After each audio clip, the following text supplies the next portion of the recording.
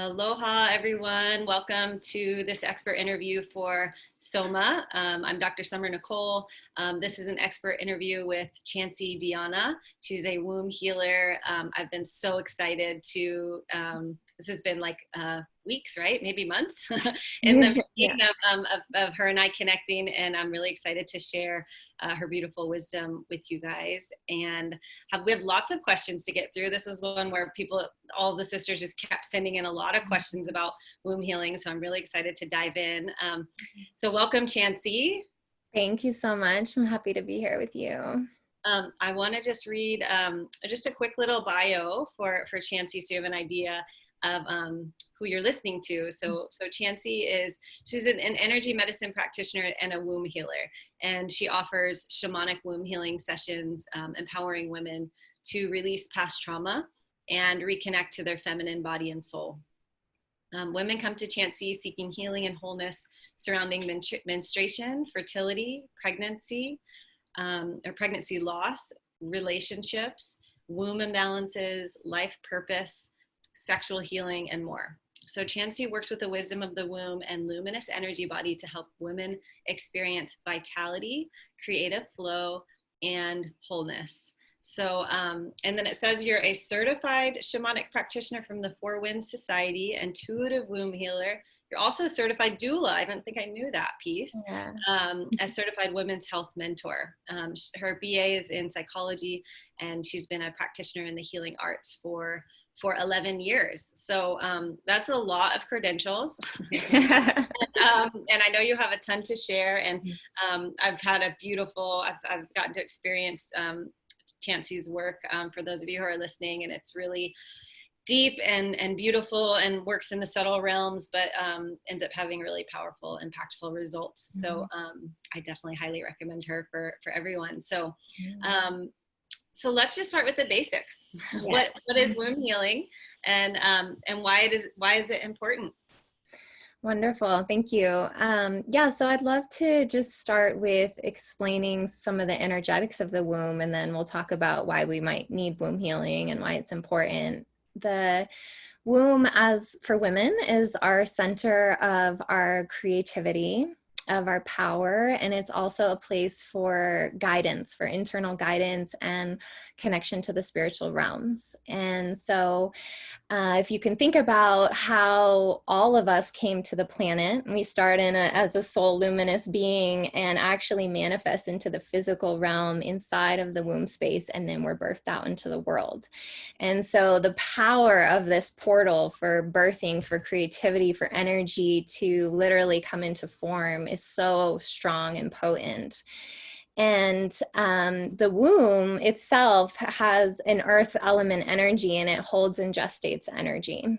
And so ideally we would go into the womb space and there would be all of this creative flowing expression and juiciness and aliveness, pleasure, our soul gifts, our creativity that wants to come out into the world through our throat chakra. And unfortunately, because of a number of reasons, for women, there's actually a lot of trauma and pain and confinement and oppression in the womb space. And so that natural vitality and essence of our creativity and soul is kind of held and covered up by this kind of heavier, denser energy. And so when that happens, women end up often being shut down and not able to express themselves. And it can manifest, these blockages can manifest physically, emotionally, and energetically. So that's why we would want womb healing, because we want to feel this aliveness and this flow and creativity in the body and the soul. Beautifully expressed. Yeah. Thank you. And what is, so moving into like the pieces of trauma that you're speaking of, so what does womb trauma look like, and how does it manifest?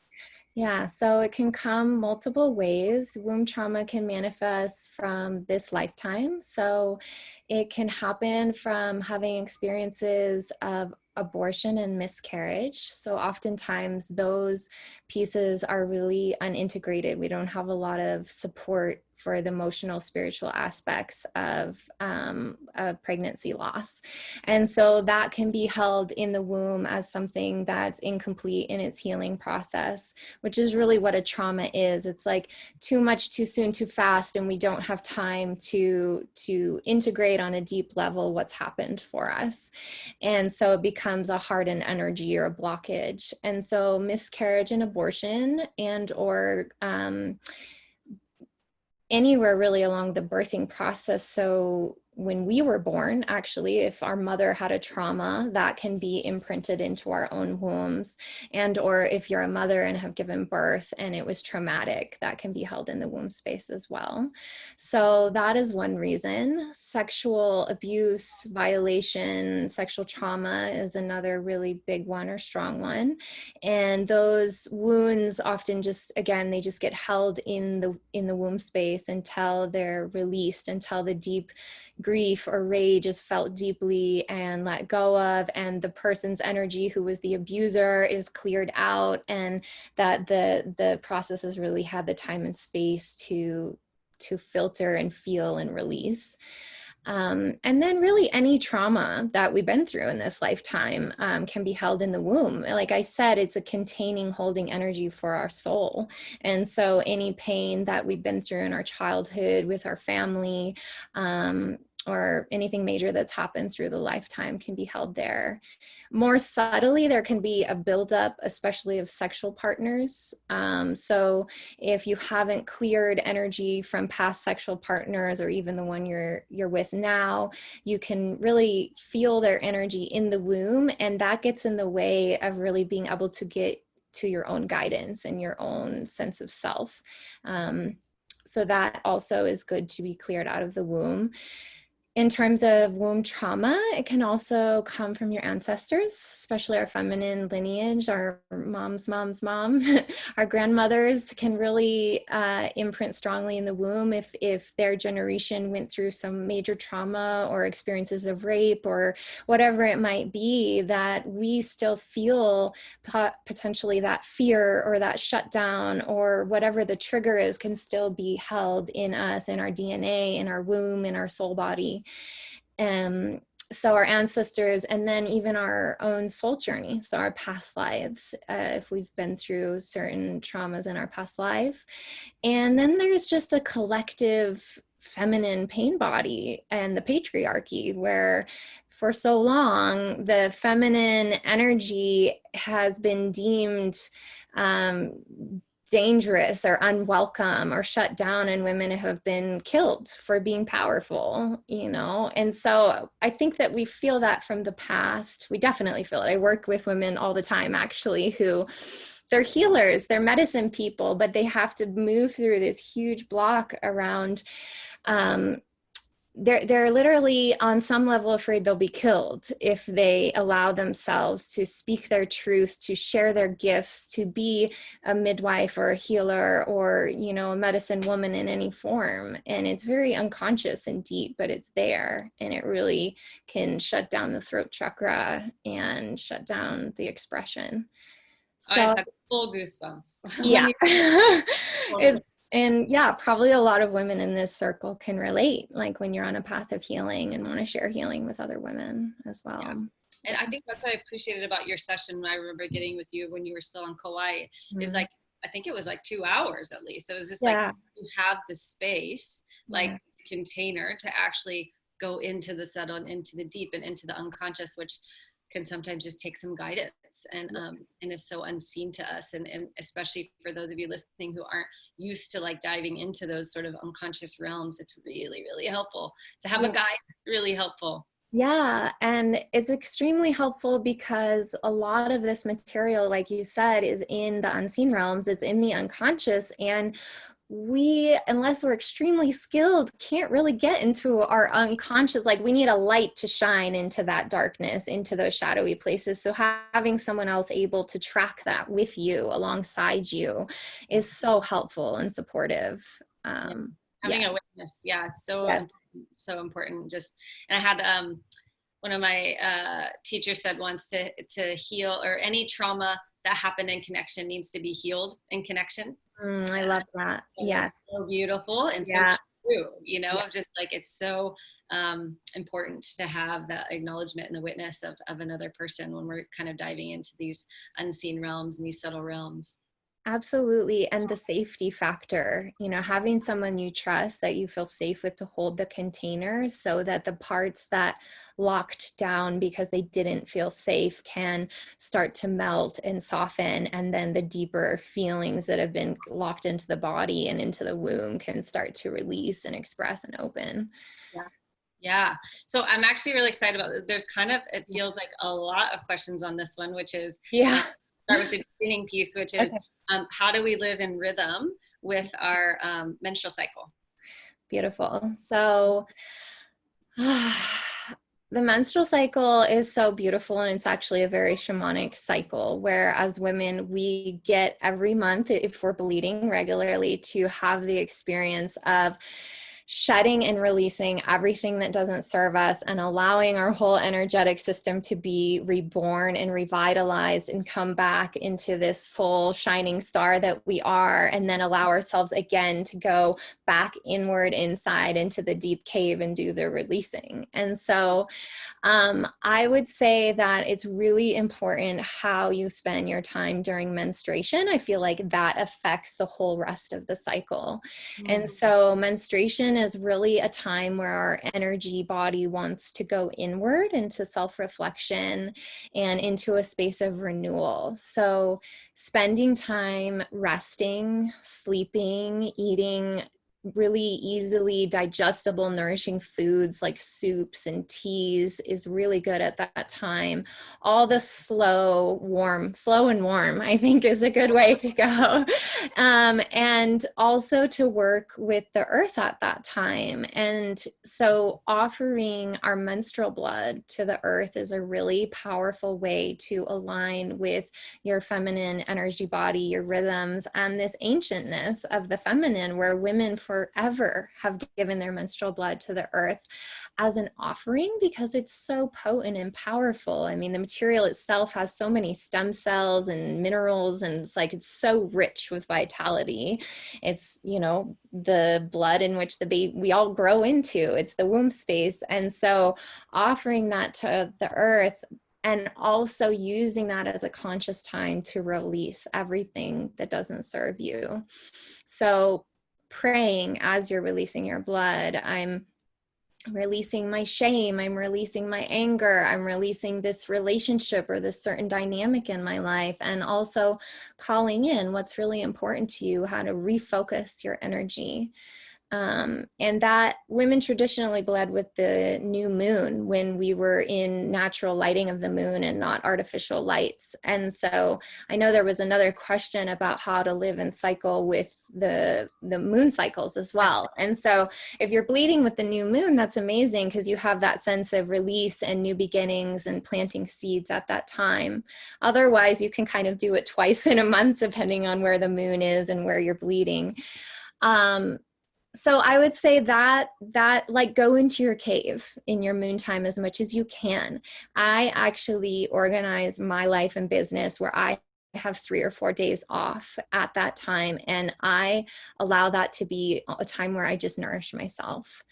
I know that not everyone can do that, but I think that even taking a half a day or just really holding that intentional space that every day you get some of that nourishment and rest and reflection time is important.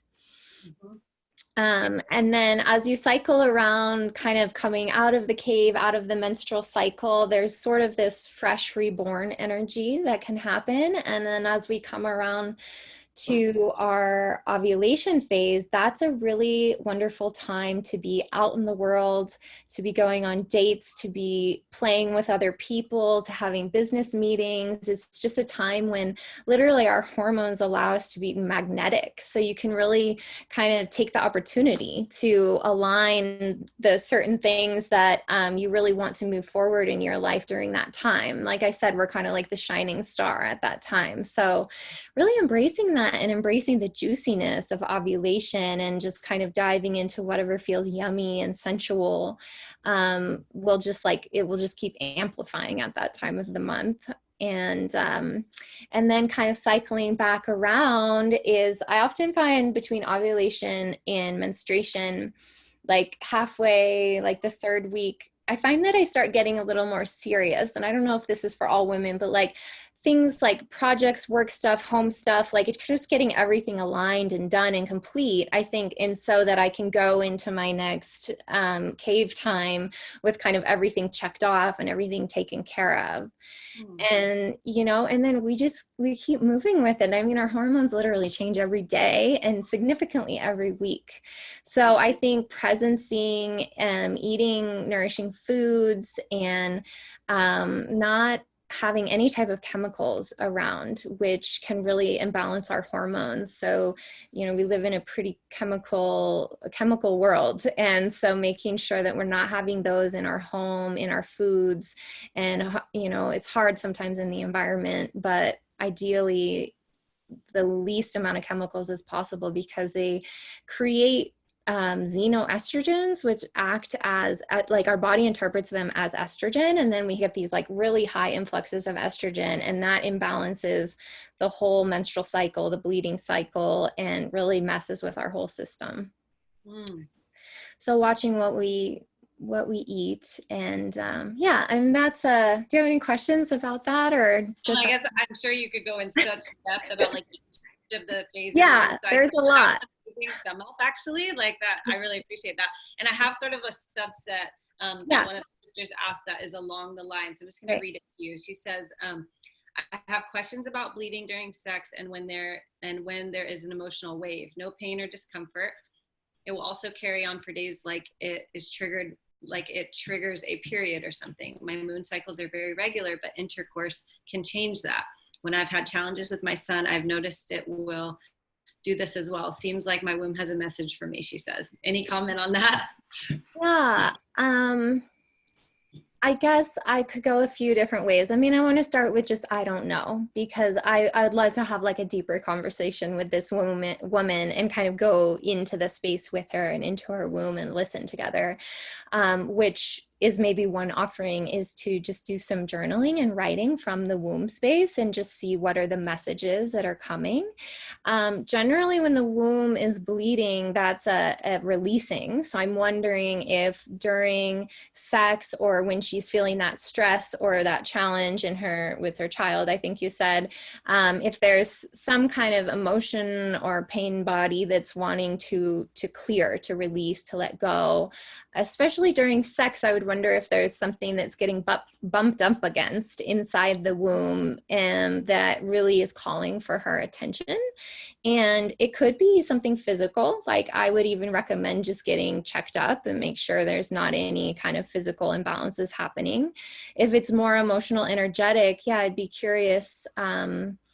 I'd be curious how fulfilled and satiated she's feeling in her life. If she's feeling any emotions or rawness or potential trauma in the womb that's wanting to get her attention and bring deep healing to.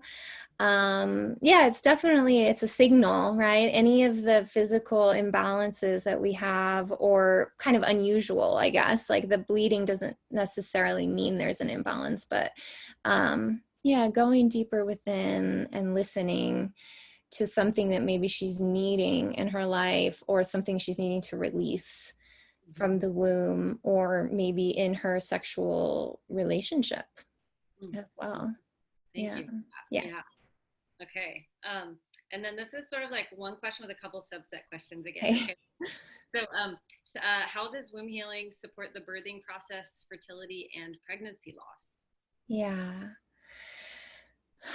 So I have had the joy of working with 3 or 4 different women that were having challenges getting pregnant, and through different forms of healing, they were able to conceive. And so for the fertility aspect, there can be lots of different things that actually block us from having that safe, juicy container of fertility. So for instance, one woman, her family went through a process of being enslaved, her lineage. And so there was this deep fear of bringing a child in because it was just from her, the belief of her lineage is just unsafe. It's unsafe to bring humans into this world. And so she had been trying to get pregnant for a couple years. We had one session and we cleared that ancestral pain body, and she got pregnant like 3 weeks later. And she called me and she was like, this was directly related to what we cleared. And so things like that. I had another woman who was trying to get pregnant for 7 years, and she had sort of in a way given up, and they decided to adopt, and they had just adopted a 2-year-old, but she still wanted to do the work. And we did some healing and forgiveness work around an abortion that she had in the past, and also some sexual trauma. And about 9 months later, she also got pregnant, and she also felt like those pieces were really key to her because she had been trying diet and nutrition and all these things for like 7 years. And so those pieces were really important to her. So yes, with fertility, I think there's a lot of different reasons why we can be holding different beliefs about our body or our life, and a lot of them are unconscious that can keep us from actually being fertile or getting pregnant. Moving over to pregnancy loss, which is maybe very different. With abortion and miscarriage, there can be a lot of unresolved feelings. So grief, shame, guilt, sadness, loss. I mean, there really just isn't the support that we need, and on a soul level, to have ceremony around that process of loss. And of course, they're very different. Abortion, you're choosing to release the soul, but there can be a lot of the same feelings as when you really wanted it and had to release as well. And that's really important to also look at the connection between the mother and the soul baby. And because sometimes the cord stays, or the soul stays, or the mom is unconsciously still attached. And so she can be also kind of walking around with this soul baby that was physically released in the past, but energetically is right there still. And I think that ultimately it's good to have honoring and release, like both souls being able to release each other. And not that that soul couldn't come back at a later time if it was in alignment for the mom and the baby. But I think that can actually create blockages for getting pregnant again, or for birthing other creative businesses or projects or things that want to come out when that sort of unresolved energy is there. So there's a lot, and it's actually a passion of mine, all of the birthing process and helping women to heal from these things, because I just think there's a complete lack of support, and I think it's so important. And that until a woman has that space to process through emotionally and energetically, it's just there. It's there in the body, it's in the energy. And then, was there one other question connected to that? It's sort of a subset of that. Yeah. But she was asking, what are ways to assist clearing the birthing / woman's womb if she is a survival of sexual trauma? And then she kind of wrote in parentheses, so the trauma can be released before the birth, and it's not get triggered during the birth. Yes. I love that she asked that, because that was one of my original inspirations with this work, was to help women heal and clear trauma from the womb preconception, so that the next generation does not have to take on our traumas. And just like we kept receiving it passed down, that things can actually stop with us, and then our children don't have to receive it. So I love she asked that. Yes. So I guess my first offering would be to have a way to clear the person's energy out that was the abuser. And so energetically, whether that means doing some cord cutting, or just intentionally going into the womb and speaking the words, I release so-and-so's energy from my womb, from my heart, from my body. You're no longer welcome here. Please leave now. And you can really do that with anyone, but especially sexual energy and abusive energy, like releasing and clearing that energy out, so that you can feel what's underneath. So she might have some unresolved rage or sadness that's inside the womb. I think that feeling is a really big part of this whole process, like the whole thing, and just allowing yourself to drop into it. If there's grief, letting it come. If there's rage, finding how you can scream or journal or just like let it out. And writing, I think, is a really healthy way. And then connecting with the womb. And you can also use breathing and visualization to clear the womb. So breathing up energy from the earth into the womb, and then exhale, pushing that energy, that trauma down into the womb, and letting the light and energy come in, and then pushing it out, and just spending some time like starting to move and circulate the energy in the womb. You can circulate it in a spiral motion, bringing certain colors or golden light in. Also working with the energy of water, because the womb is a water chakra. So visualizing and seeing the water purifying and cleansing the womb space feels important. Honestly, I think if it's still kind of a raw trauma, it's really good to get support and help. So that is something I do. There's also other people who do that. So having that space held, and so that you can feel, so she can feel safe enough to let all these different layers kind of arise and then clear away. Yeah. Such important work you're doing for women. It's just, Thank yeah, you. Beautiful. Yeah. We're gonna keep on track here. Okay. I was like, oh, this is how many we can get through, because okay. I know.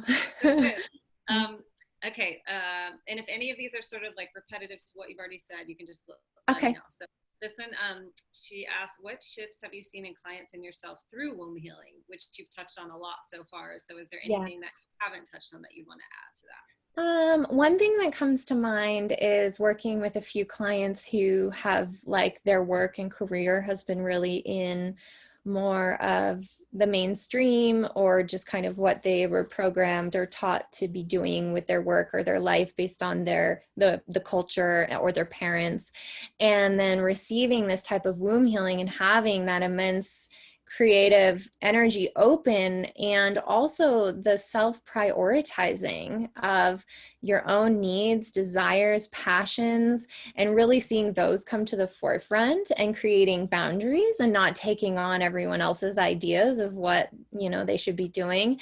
And then actually birthing, these women in particular moved into the healing arts. So that's what really came through them, was like, oh, wow, actually, I'm really meant to be doing something completely different that feels fulfilling to my soul and is a gift to humanity. And so I think that, I don't know, that's one thing that came to mind. And I would just say overall a sense of confidence, of being rooted into the earth, of being in her center and power, and having the beautiful balance between masculine and feminine. So oftentimes in this world, we're like cut off into the upper chakras, like the mind basically. So we're just like spinning in thoughts, and the womb energy brings us all the way down, roots us into our body, roots us into the earth. And those are the feminine energies, the womb energy, the earth energy, and slows us down. So the slowing down, being more receptive, being more nourishing with ourselves, creating boundaries for our own pleasure and time and space, doing what makes us feel alive. I think those are general qualities that really can come. There's more specific things like women, healing their menstrual cycle, women who weren't bleeding that wanted to, starting to, women reducing all of the cramping and symptoms that they've had. So it's like physical healing, kind of a more emotional stability and sense of self, and then on a soul and energetic level, feeling more connected in general, and then more alive and on their path, on their soul journey. It's beautiful. I mean, it just hits all the levels. Yeah. I know. So much emotionally, spiritually, yeah, and then it leads into right. like physical issues too. Yeah. Exactly. It's Yeah. pretty, it's incredible. Yeah. Yeah. And then this one, I feel like you can tell me if you feel like you've already answered this, but Okay. just a pretty simple question. What are other ways to support womb health? Yeah, so just to mention, I'm not going to really go into them, but some ways to support womb health. The womb really likes movement. So dancing, hip spiraling, anything that gets the womb moving, even just walking is really good for balancing the womb. Womb massage or abdominal work is really good for bringing the womb like actually in the right position in the body, which can be important for fertility as well. Yoni steaming is one of my favorite things. And so that just entails using herbs and cooking them for 10 minutes or so, and then straining the water and using the steam from the herbs to sit over and letting that steam come up into the yoni for 10 or, well, I do more like 20 to 30 minutes. And it's a really beautiful time to also just pray and release and connect to the womb. The warmth is really nourishing, and the herbs can actually help with different symptoms. So again, that kind of works on all levels as well. And you can go online and kind of Google, like, I have these symptoms, what herbs should I use for yoni steaming? And there's a lot of information out there. So women can kind of do some research if they are drawn to that. And then jade eggs or yoni eggs are really a powerful way to also get the energy circulating in the womb, and also doing clearing. And then depending on the type of egg you have can bring or release different kinds of energies. I like the jade egg. And so those are some of the main ones. And then just herbs in general, drinking tea, raspberry leaf. And for me personally, I drink raspberry leaf and nettles with a little rose and peppermint. And I feel like that is just a really nice womb herbal tea that I drink kind of all month, but especially around the time I'm bleeding. I'm not an herbalist, so though that's not like my specialty, but I did write down a few other ones. I'll just mention them now. I know that was another question. Yeah, because that was another question, just for general guidance on herbs. Yeah. So yeah, raspberry leaf, really good for balancing hormones and strengthening and tonifying the uterus. Nettles are really good for blood, bones, bone building for the blood. It has a ton of iron and minerals and vitamins in it. And then Don Quai, also for hormonal balance, licorice root, maca, red clover, vitex, which is also known as chasteberry, and wild yam. So those are some that I've not tried all of those, but those are some ideas. And I'm very sensitive to herbs and especially tinctures. So I would say it's best to really maybe talk with a naturopath or an herbalist, and so they can really give you a sense of what your body might be needing. I also have a friend who is a certified vaginal steam practitioner. So if women wanted to have a call with a woman to talk about what herbs would be best for her, I can also give that referral if wanted. Well, do you know her name? So people could Google her maybe? Yes. So Celestial Body, she is on Instagram. And then her name is Danny. Her last name starts with an M. I can look it up afterward and maybe send it to you. That's okay. They can find her on Instagram. Yes. Yeah. Celestial Body. My Celestial Body, I believe, is her yoni steaming page. Perfect. Yeah. Yes. And then Danny Magnus something. I can't remember. We're not super close, but she lives here in Sedona, and I met with her in person and we had a really nice chat. Nice. So yeah. That's awesome. Yeah. I also love yoni steaming. I think it's like one of the best things. And I feel like also like the sensual dance is so important, like just to get into the feminine. Like I love to just like lay on the ground and start breathing and put music on and just like let my body be moved, and it always feels really nourishing. And I remember somebody telling me once about dance, that they were like, oh, just lead the dance, like let your womb like lead the dance. And I was like, oh, like it was like such an awesome, it's so good.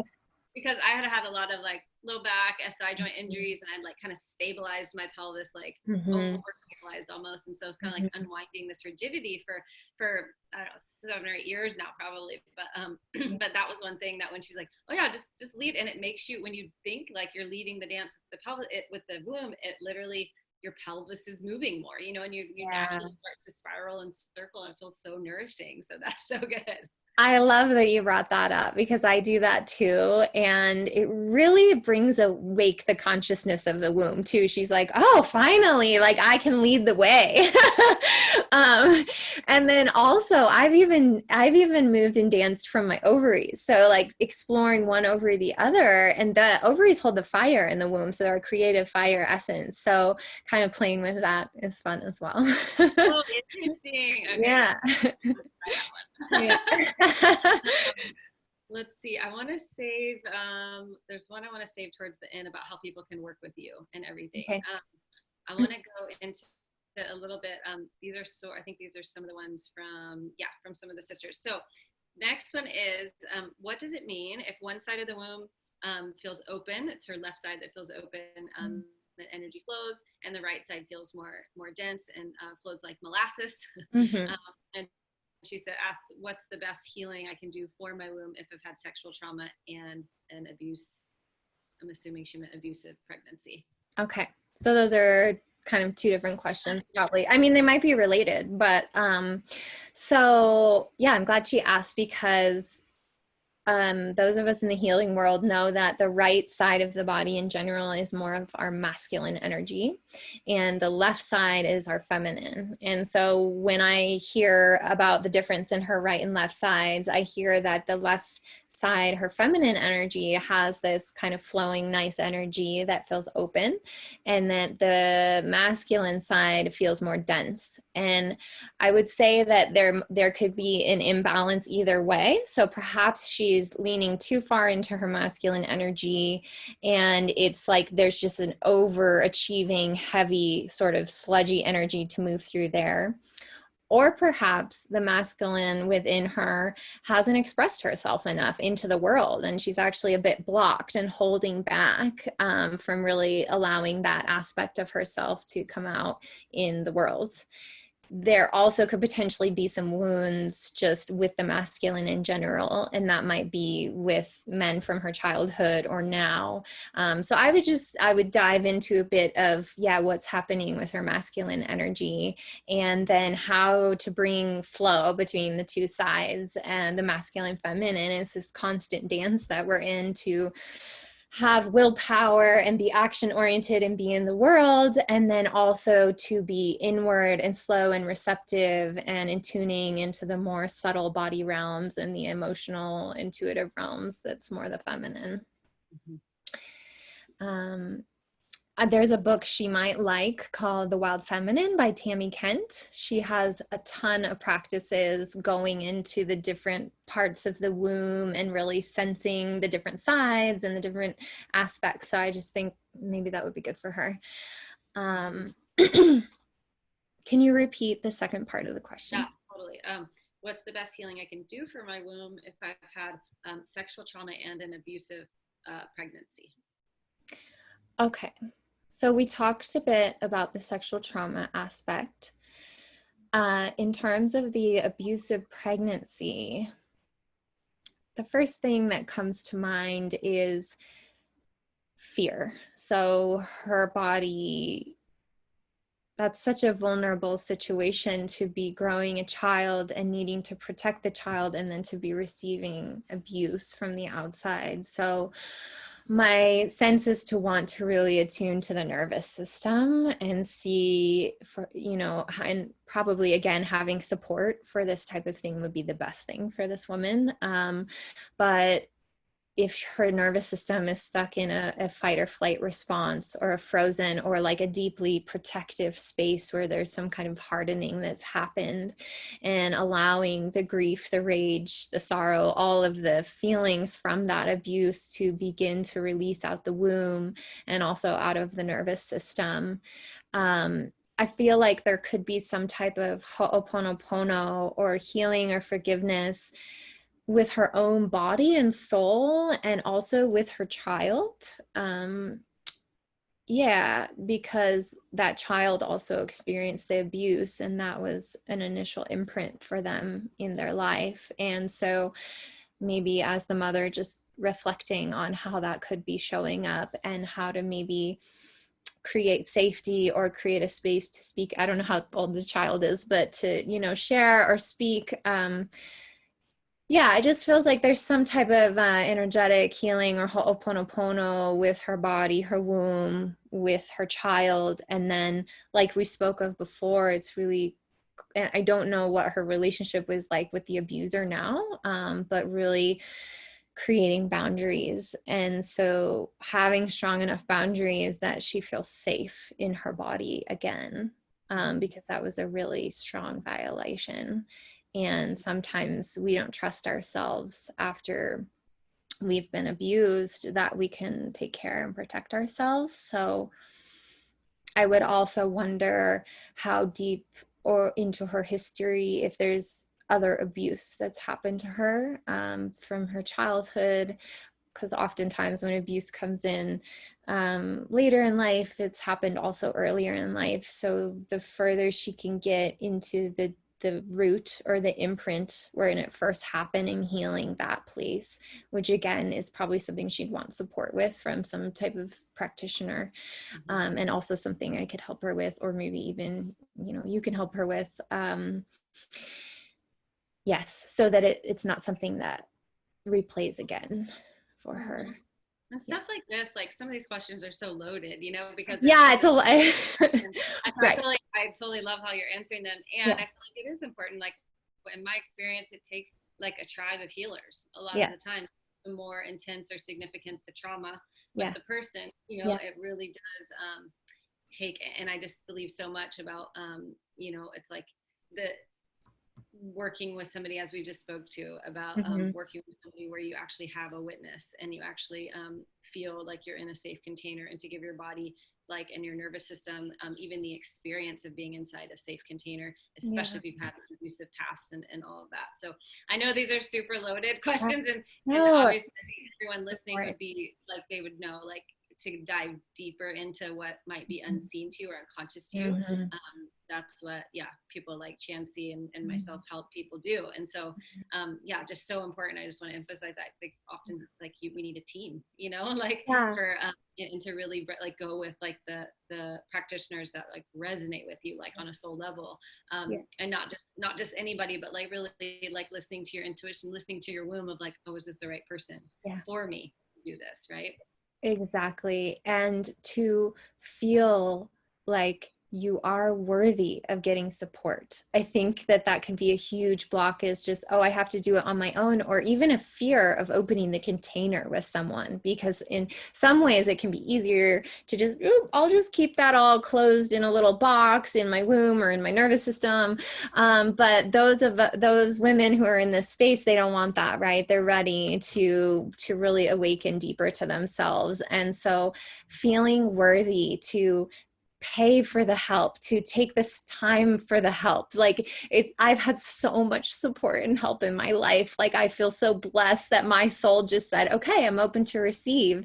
And I think that that's how we can also turn a corner as well and start to receive our own gifts, is like once we get way down there and we've had all this support, you know, getting into the depths of our like dark, shadowy, gunky, hurt places, and then we can move through, and then we can start to receive the gifts of the healing process and of our own unique healing process. And then oftentimes that's what we can actually share with the world. So just encouraging everyone to feel worthy and to prioritize themselves and their healing. So important. Prioritize your self-care. Yeah. This next one is it's speaking to let's see, she basically is asking, which we know this now, but she asked, do you believe that we carry ancestral trauma in our wombs? So we know that, yes, that's the answer. And then let's tailor this to like, what is the most healing and nurturing thing we can do for our wombs if we do carry this like ancestral trauma, which is most of us, you know, maybe all of us, right? Like, how do we come into life without that.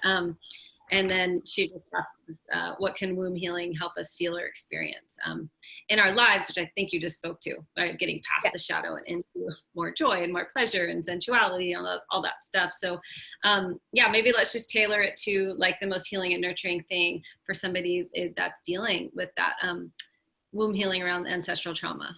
Yeah.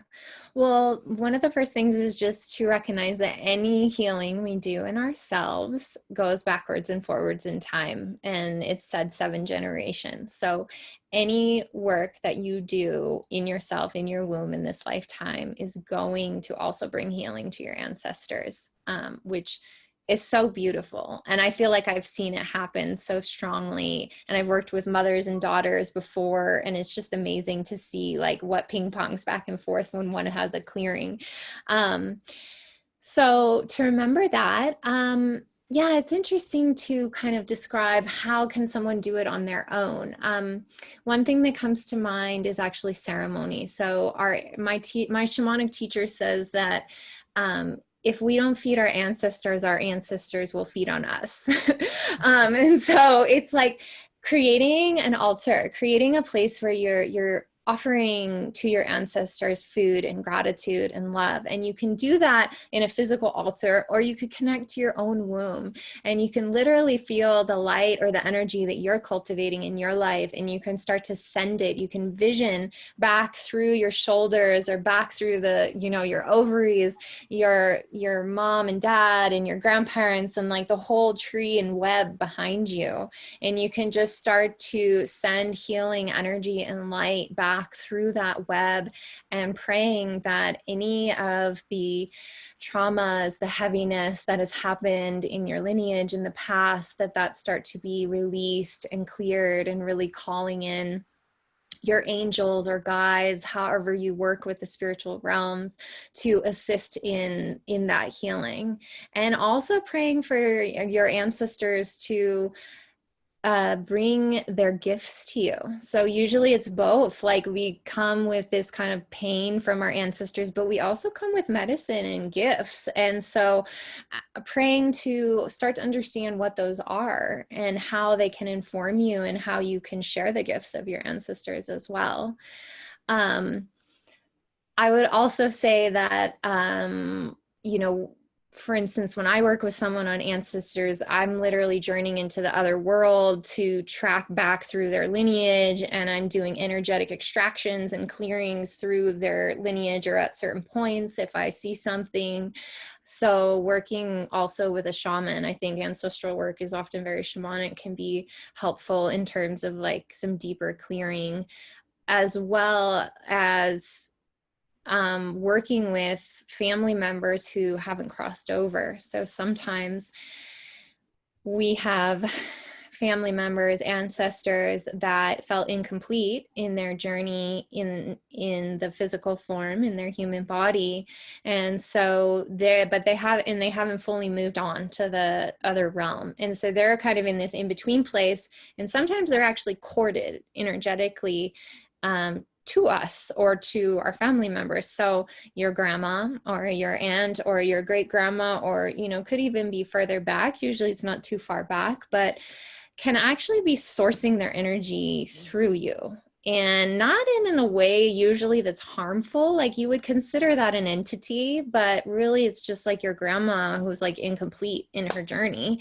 And so also working with a shaman, you can, if you sense that, especially if you're like, my like uncle's always around, like energetically, you can feel that might be an indicator that actually you can help him, and you can help yourself feel sovereign in your energy and assist him to move on to the next realm and complete and offer them forgiveness and the ability to go. You can, give them permission. That's the word I'm looking for. Mm-hmm. So yeah. It's ancestry work is pretty deep and long and like a full journey also. Yeah. Yes. Yes. That was beautifully said. Yeah. Okay. This next one is like, I'm just going to kind of like read you what the sister wrote. And I'm actually just going to read you the whole thing. So and she kind of prefaced this when she messaged on our WhatsApp thread, like, this is really vulnerable for her, you know, like, to Okay. leave. Yeah. And she said, my main question for Chancy is what she recommends for someone in partnership with a man who does not always align with my values. And she goes on to say, my relationship with my husband has been tough because of his anger. He has intimidated me, name called me, threatened my life many times, and does not know how to meet me emotionally. I have felt myself, my womb specifically, close down to him to the point I stopped doing the things that bring me joy because the feeling because I was feeling like I needed to protect myself. And she said she's noticed her creativity, her sexuality, and her ability to have fun be diminished, and she wants to awaken these parts of herself. And then she kind of writes a little side note saying, my husband isn't always a complete dick. There are great things about him too, and I choose to do this work because I have 3 young children with this man. I have to make it work for the sake of my girls. Even when it gets tough, he is aware of his actions and is doing better to make shifts in his own life. It is something I can no longer show him the way of. I'm praying every day he figures out the root of his anger and better ways to deal with it. And then she just ends with, I'm currently in the process of working with my voice to learn to sing, which is in turn is helping me feel safer holding boundaries when it comes to him. Okay. Thank you. Just Yeah. taking a breath with this sister just after reading that, I was like, wow. Yeah. So I just want to honor the vulnerability and the sensitivity in the share. And I think my immediate response is that if there really is abuse or threatening emotional, it sounds like there's emotional, verbal abuse going on in the relationship, that a woman should really never let herself stay in an abusive relationship. That's really unhealthy. And over time, she's just going to start to feel smaller and smaller, and the self-esteem and the self-worth just gets like diminishes. Like she said, she's not feeling her joy anymore.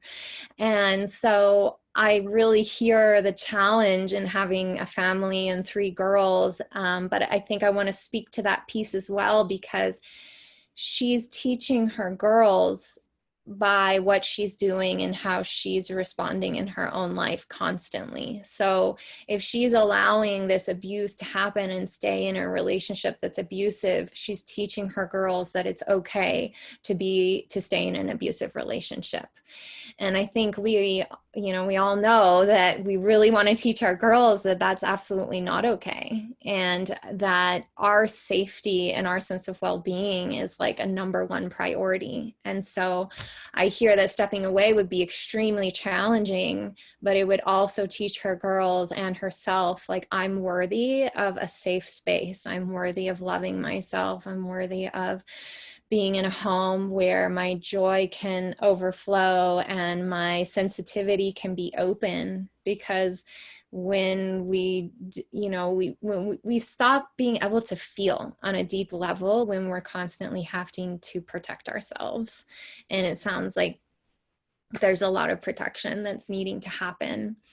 In terms of him actually changing, I would say that sounds like he's probably been in a pattern for a long time. He probably had a lot of abuse. I don't know, but that's my guess. And that to truly unwind and get to the core of what, where those abusive patterns stem from and his own wounds would probably take years of intensive therapy or intensive healing work of some kind. And so just to put that into perspective, like, how long is she willing to wait? How much abuse is she willing to endure with this hope that he might change? I would say that if he's super committed to therapy, super committed to his healing, already in it, and he's found the resources himself rather than through her, that might be a different consideration, and then also getting therapy together.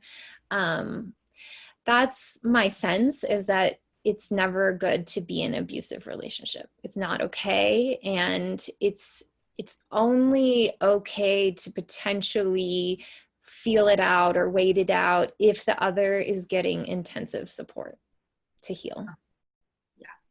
Yeah.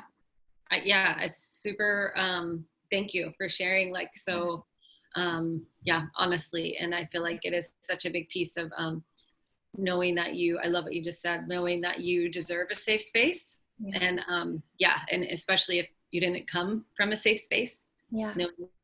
knowing that you deserve it. I feel like it almost brings like tears to my eyes just Yeah. just hearing that. And I got several times when you were talking, just getting like chills. So my whole body was just like, well, it just like really rings so true. Yeah. Yeah. And just, also acknowledging the challenge of, Yeah. I can't even imagine having three young girls, and also coming from myself from, a trauma background, and divorce and everything.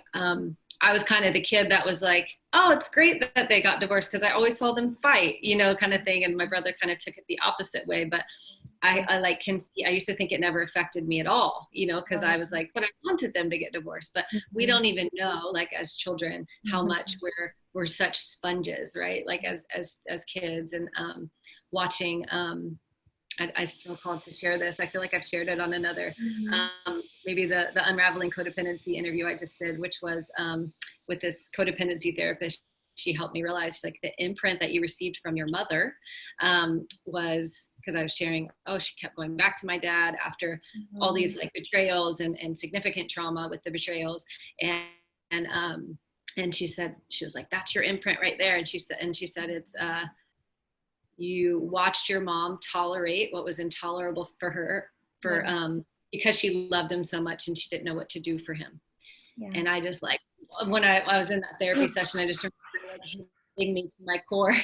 And the therapist was just like, she like leans in and she's like, breathe, it's okay. Like, and I was just like, oh God, like, she said, just really tuning into the helplessness that little girl, any little girl that would watch her mom keep choosing something that was harmful or that kept causing pain. And then that imprint being like in my nervous system now, and seeing myself do that, in relationships in different ways, but, it's different story, but same theme, of tolerating what's been intolerable to me or unsatisfying for me for so long, because I loved him so much, and I didn't know what to do for him. So I feel like those imprints are, I oftentimes, like, we just need a third person, like, a healer, a therapist or something, to kind of like shine the light on what the imprint actually is. Cause I don't know that I would have actually come to that specific imprint, but when she said it in those words, I was like, just nailed it. Just nailed it. Yes. Oh, thank you for sharing. Yeah. There's so many layers there. And I think one thing I'm hearing is also just the word trauma bonding, like the love that we feel for partners that are abusive, really the type of love that it's really coming generally more from a wound than from like a true space of love and care. And there can be that true love and care as well, but it's just really important to kind of, there's a certain attachment that can happen through trauma, and especially in the cycle of abuse. So like she said, he's not always a dick, right? And it's like, yes, that's usually what happens, especially if there's like an outburst or some kind of reaction that's really harmful. Then there can be the, I'm so sorry, let's work things out, and then things feel smooth again until the energy builds, and then the outburst again. And so, and then the more times I think you go through that cycle, it feels almost impossible to get out. And I think that that's where it's also really important to get help and support, and to have those reflections from the outside of what's really going on. Yeah. Oh my God. Yes. Yes. Yes. Yeah. Yes. And I just want to speak to this too, because it's just so in my like present day reality right now. Just left a relationship that was absolutely a trauma bond, and seeing, and as I've gotten more space from it, it's like I can see and feel like, oh my gosh, like when I'm grieving, it's actually my little girl that's grieving the loss of her caregiver. And just seeing how, like the fit that we just fit so perfectly, like the neediness of my little girl actually really needed his caregiving for a certain number of years. Like I remember being in adrenal exhaustion and doing a lot of gut healing, and it was actually really necessary for me at the time. But as I've gotten more space from it, and as we've separated, I'm just like, oh my God, like the trauma bond is so clear. And whenever you like really, because I've done so much reparenting to my little girl, and so really like becoming the secure parent, like Mm-hmm. for the little girl. That's been like my main work, is becoming the secure parent for my little girl. And what's been so, as I've gotten more space, it's like I can feel, oh, it's like my little girl has a very strong connection to him, but Mm-hmm. my woman doesn't actually desire him in these ways Mm-hmm. that I would want in a partner, you know? And Yeah. huge, like massive. So like really like starting to distinguish like what part of me is so connected to this person, you Yes. know, and then really yeah, for me, and it's not a fast process, but Yeah. you know, but slowly becoming, you know, the secure parent, like for the little girl, has been my main work, and the most important work probably like my whole life, you know. But it's just I don't, you know, I wouldn't wish it on anyone, because it's been the hardest, you know. It's so difficult to break the trauma bond and to Yeah. unravel codependency. It's the most challenging thing ever, and we need support with it, you Yeah. know. We absolutely like need support with it. But yeah, I had to say, because you said trauma bond, and I was just like, oh Yeah. my god, like I could write a book on it right now. Yeah. You know? I'm so glad you're speaking to it, because the inner like you said, the reparenting and the inner child and then our adult self is such a huge part of pretty much everything we've talked about. Really is like, where is the inner child around this trauma or this abandonment or this wound that's happened? What are they needing, and what are they expressing, and how is that showing up in our adult relationships? And like you said, oftentimes what we think is like love coming from our, you know, adult self is actually really something that the little self is either trying to heal, or is actually can be trying to trigger a relational wound so that it can get attention, so that healing can happen. So yeah, the little self can also be a little mischievous, trying to like activate things, you know, so that we can bring our attention there and go, oh, you're wounded and triggered and you need my support. And like those layers where there's the inner child and then there's your adult self, and then holding your adult self is like the therapist or the healer, right? So it's like you have those like multiple layers of support going Yeah. on. And this will be my own like personal question, because it just came to Yeah. me to ask you. Yeah. So something with my personal journey has been this, because as a child, like what was presented to me as reality, like, and what I intuited was never matched. It was never validated. So kind of set up this sort of confusion between me and my intuition. And what I was realizing, what I was doing in my relationship for so long, and the red flags were there from the beginning. But what I kept doing instead, it's like I could never, what I realized is like I never fully trusted this person, and I never could pinpoint exactly why. And and what I found myself, and as I've gotten more space from it, I realized what I was doing is like, oh my gosh, like instead of just like listening to my intuitive hit and like listening to my body that like something's off, I kept blaming it on my own trauma, like my own trauma of mistrust and my own trauma of like betrayal, you know, and abandonment and all this stuff. So I'm just curious if you have any insight about that, of how someone might be able to distinguish, you know. Right.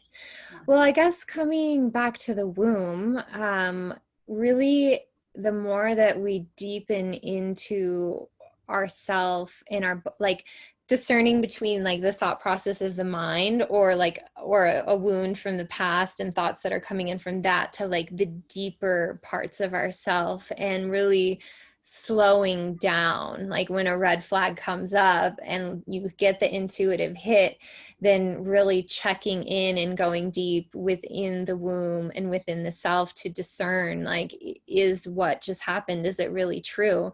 I mean, I actually think that this is also where it's good to have a reflection as well from someone else, like, because if you name a red flag and someone doesn't have the same wound or loop that you've had in the past, they're going to go, yeah, no, that's totally not okay. Or that's like a total, you know, like you really need to pay attention to that.